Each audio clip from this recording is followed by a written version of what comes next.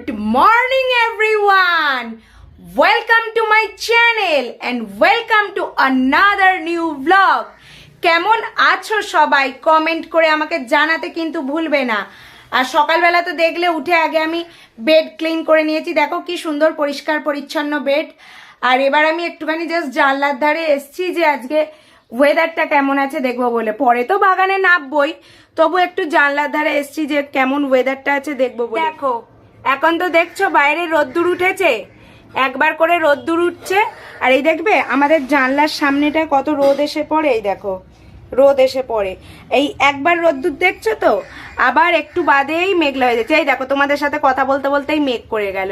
এই দেখো আর রোদ্দুরটা নেই জানলায়, দেখবে এই দেখো। আর মেঘলা থাকলে একদিক থেকে ভালো, কেন বলো তো, আজকে না ভেবেছি একটা বন্ধুর সাথে একটুখানি হাওড়া উৎসব যাবো। অ্যাকচুয়ালি মাই নিয়ে যাবে বলেছিল, তারপর বন্ধুটাকে আমি বলেছিলাম, ও রাজি হলো। তো ইচ্ছা আছে যে একটা বন্ধুর সাথে একটুখানি হাওড়া উৎসব যাব। তো যদি যাওয়া হয় একটু মেঘলা মেঘলা ওয়েদারটা থাকলেই ভালো, একটু ঠান্ডা ঠান্ডা লাগে। আর ওই দেখো মা নিচু হয়ে আমাকে খাবার রেডি করছে আমার জন্য। আর বেশি রোদ থাকলে না ভালো লাগে না, মা বসে পড়েছে দেখো মা বসে পড়েছে। আর বেশি রোদ্দুর থাকলে, বেশি গরম হলে না ভালো লাগে না মেলা ফেলা যেতে। আমার তো মনে হয় আজকেই হাওড়া উৎসবের লাস্ট দিন, দেখি যদি যাওয়া হয়। চলো দিনটাকে শুরু করা যাক। আমি ব্রেকফাস্ট করার পর ঘুমিয়ে পড়েছিলাম, আর এখন প্রায় বাজে 12টা।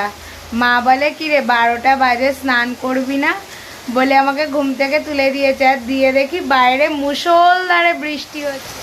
দেখো দেখেছো কি মুষলধারে বৃষ্টি হচ্ছে। আজকে মনে হয় আমার হাওড়া উৎসব যাওয়া ক্যান্সেল, আর আজকেই লাস্ট ডেট। এইরকম বৃষ্টি, আমার মনে হয় আর এবছর হাওড়া উৎসব যাওয়া হবে। তারপর লাঞ্চের আর ভিডিও করা হয়নি। সন্ধেবেলা দেখো মা নিজের হাতে তৈরি ক্ষীর আমার ছেলেকে কি সুন্দর খাইয়ে দিচ্ছে। দেখো আজকে আমি সেজে গুজে রেডি হয়ে নিয়েছি হাওড়া উৎসব যাব বলে।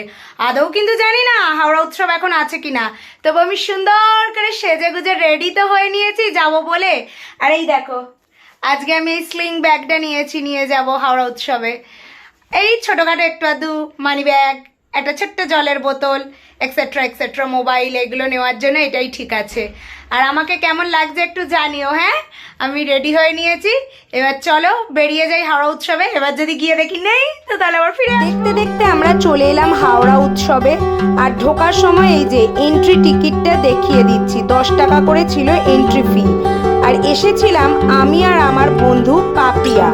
আর আজকেই ছিল হাওড়া উৎসবের শেষ দিন, যার জন্য ভিড়টাও ছিল প্রচণ্ড চরম লেভেলে যাকে বলে। আর এই দোকানে দেখো সমস্ত হারকানের ছিল 30 টাকা করে। তবে কি জানো তো বন্ধুরা, হাওড়া উৎসবে না জিনিসের দাম বড্ড বেশি। জিনিস বলো বা খাবার দাবার বলো, সমস্ত কিছুরই দাম বড্ড বেশি, মানে জিনিসে হাত দেওয়া যায় না যাকে বলে। আর রাইডসও বসেছিল অনেক কিছু, বড়দের বাচ্চাদের সব রকম মিলিয়ে। আর সব রাইডসের দাম ছিল 70 টাকা করে। আমি চেপে নিয়েছিলাম এই মেরিগো রাউন্ডে। আর দেখো উঁচুতে উঠে তোমাদের জন্য একটা ভিডিওও করেছি। আর এইভাবেই মেলা দেখে টুকটুক করে বেরিয়ে পড়ছি। আর আজকের ব্লগটা এখানেই শেষ করলাম, কাল চলে আসবো আবার একটা নতুন ব্লগ নিয়ে। সকলে খুব ভালো থেকো, সুস্থ থেকো, সবসময় স্মাইল করতে থেকো।